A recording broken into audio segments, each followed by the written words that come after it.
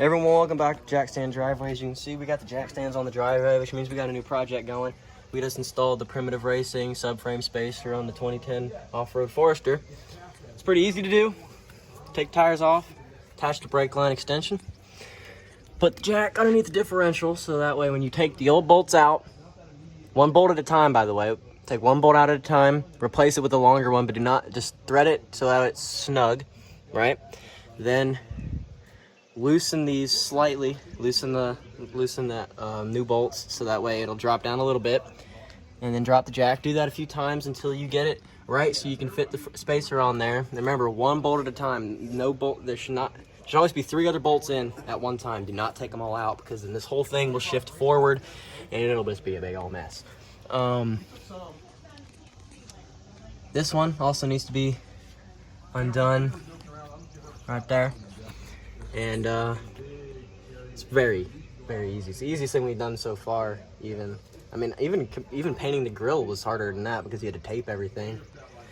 So yeah, this is very easy, and it should recenter your wheel in the wheel well, so that way we'll be getting bigger tires soon. That is the next thing. I'm very excited about that.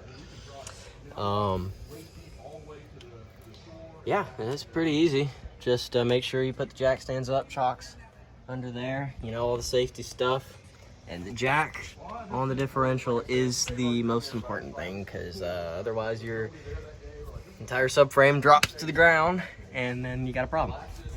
So yeah, and do not, when you're tightening bolts, they should be hand tightened, and use a wrench. We used the impact driver to drop them down while we kept going up and down and stuff, because it just takes a lot of turning. So, but do not use the impact driver to get it back up in there, because it's not the way it's supposed to be. Make sure you do not strip or cross thread these bolts, because you don't even want to know the process you have to go through to get this out. It involves cutting a hole inside your car and everything, so don't want to do that. And yeah, so this should bring everything in the back at least to the original geometry of the vehicle, so that way the wheel, I don't know if you guys know this, but I'm sure you guys do, most of you anyway, because of the strut angle or whatever, the when you put a lift on here, it'll push the strut, it'll push this weird rear wheel forward.